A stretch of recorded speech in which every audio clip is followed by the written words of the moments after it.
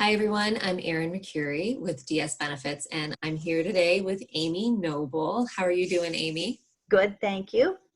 Amy handles our benefits administration for our clients, and today we wanted to do a video on COBRA because a lot of employers are having some very difficult decisions to make about letting people go. And I know from talking to you, Amy, it seems like a lot of employers really are wanting to do the right thing, kind of go above and beyond, because it's not really a typical termination situation. So if you could you kind of let people know, employers know, what's really important for them to understand when they're deciding how to handle premiums for their furloughed and their laid off employees? Right. So, like you say, Erin, this is a really unusual time for employers for sure. And doing the right thing, often the first thing that comes to mind for a person is paying those premiums for someone. COBRA premiums are very expensive, so that usually is the first thing an employer would kind of come to mind for them. What an employer might not realize is after they stop paying premiums, if the employee cannot afford to continue those premiums, that means that COBRA coverage would end. And then the next step that means is, unfortunately, that does not qualify as a special enrollment period, which would enable that employee to pick up an individual plan through the marketplace, perhaps even an individual plan that would have a subsidy due to the Affordable Care Act. So by paying COBRA premiums, an employer could be jeopardizing the employee's opportunity to take that coverage at a later date. Okay, so trying to do the right thing can sometimes backfire. Yep, unfortunately, yes. Yeah. So in the way that our company is set up and our clients are set up, you handle COBRA administration for many of our clients, but there are people who do that in-house. They have the capabilities to do that. So for those people who are handling COBRA themselves, I know there are some things that are just really important for them to know about administering those plans. So what do you think are the most important things that they would need to know? Probably the item that we bump up against most often is employers think, again, that the right thing to do or the best thing to do for their employee is to keep their coverage active even though they have terminated that employee. The thought is that way I don't have to go back and reinstate and the coverage is uninterrupted. Unfortunately, again, that often backfires because many times employees never end up electing COBRA coverage at all. And employers are paying premiums that they really are not responsible for paying, and then having to really watch and make sure that that insurance carrier is issuing refunds as appropriate. So we advise our employers to go ahead and terminate your employees' active coverage right away after they've terminated. And then if they do end up electing later down the road, you would just contact that carrier, reinstate the coverage, and then watch those upcoming bills to make sure that you are you're charged appropriately. You can be certain that the carrier is going to charge you. Just make sure that the dates are correct. Make sure that you're getting any refunds due. That's probably the most important thing to watch for. Okay, all right, because every dollar counts for people right now. Absolutely right. It's interesting. A couple weeks ago, or maybe a month ago, we would have been talking about how unemployment was at an all-time low. Definitely not the situation right now. It's going to be rolled very quickly. And for those people who are now getting these COBRA notices, you know, they may not have their next role lined up. It's just very different than it used to be. So they're really having to make some tough decisions, and it's pretty uncertain times for people. So could you walk an employee through what they need to know so that they can make the best decisions for themselves and for their families? Right. So we know that losing your employment and losing your benefits is always very unsettling. It's scary, particularly now when everything in life is very unsettled.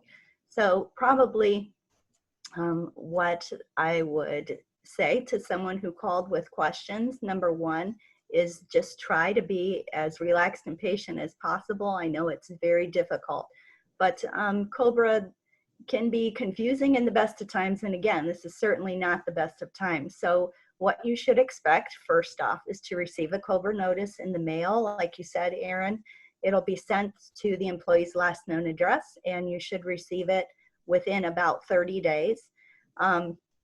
Secondly, remember that you have some time to think through your options. You have up to 60 days to elect that coverage, and regardless of when during that time frame you elect that coverage, it is going to be retroactive back to the date following your active coverage ended. So there's no lapse there. You don't have to worry about that. Take your time to research your other options. You're going to find once you look at your COBRA documents that coverage is very expensive. You may not realize how much your employer had been paying on your behalf. So those premiums are pretty pricey. So remember that you have that time to really think about your other options. Something else to consider that a lot of people don't realize is the fact that every person who is enrolled in your plan has an independent right to elect coverage or not. So a quick example on that would be, let's say that my family and I were terminated and we lost coverage. And I, as the employee, were covering myself, my husband, and maybe a young child on the plan.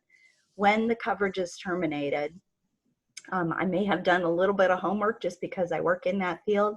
And maybe I think that myself and my young child are eligible for some type of a government subsidized program, but not my husband. I could choose to enroll him in COBRA coverage as a single person. I would pay just that single rate. So I would want to notify my COBRA administrator or my employer very quickly, maybe, that I want to enroll him and then go ahead and pay for that coverage. But then what if a couple weeks later, I get some more information and I realize that I'm not eligible for that government plan that I thought I was.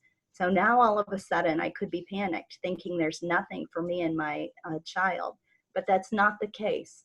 As long as I still have some time remaining in that first 60-day period, I can contact my COBRA administrator again and say, I've changed my mind.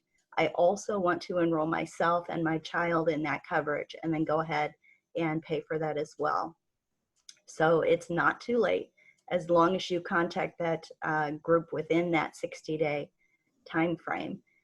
Another thing important to remember is that COBRA coverage does not encompass every single plan, or your COBRA decision doesn't encompass every single plan that you're enrolled in. Each plan, again, is separate and stands on its own, most often with employers. So just because I'm electing to continue coverage on COBRA coverage for medical doesn't mean I'm required to make that same decision if I'm enrolled in dental and vision. Those are independent plans, and I can make different decisions there. Especially now, people might typically elect to continue dental and vision if they know they have some preventive visits coming up, they want to get cleanings or preventive exams, things like that. But we know that many providers now aren't able to offer those services currently. So really think about whether or not it makes financial sense to continue to continue coverage for plans like dental and vision, at least in the short term. Right. So there's a lot of comfort in knowing that you have time to make decisions and to make the right decision. Each person is independent. Each plan in most cases is independent. Right. And it is kind of a different time as far as the preventative care, because you're right. I mean, you can't get in, so it may not be something you need. And again, for employers and employees, every dollar counts right now. Right. Just Great make sure that, make sure that you realize once you've made that decision and that 60-day window closes, you can't go back and change your mind. So if you've made the decision to discontinue your dental coverage and then something happens, maybe you've got a toothache in a couple months, you can't go back and say, oh, no, I really wish I did have that coverage. At that point, Right. it is too late. And also check your plan documents for your major too, because there are some procedures that would still be covered on your medical. Yes, there could be if they were pretty severe cases. They could be. Yeah. Something else to note as well for employees who participate in COBRA, the way that you pay, the timeline is a little bit different as well. So when you elect coverage that first time, you do have 45 days to make that first payment. So that can be a little comforting that you've got a little bit of time to financially prepare yourself and make some adjustments to your own budget and get that payment in within the first 45 days. Subsequent months of COBRA, premiums are typically due on the first day of the month, but there is a 30-day grace period each month going forward as well. So you've got a little bit of breathing room there to get yourself squared away. Good, good. So that's comforting, and it was great information too. Thank you so much, Amy. You're welcome. I appreciate you talking to me today. And we're going to post this video on our website along with a more detailed FAQ sheet with all the information that you need to know. We're updating our website constantly. So visit often. It's www.dsbenefitsgroup.com. And thank you for watching. Thank you again, Amy. And you're welcome. thank you. Bye. Bye-bye.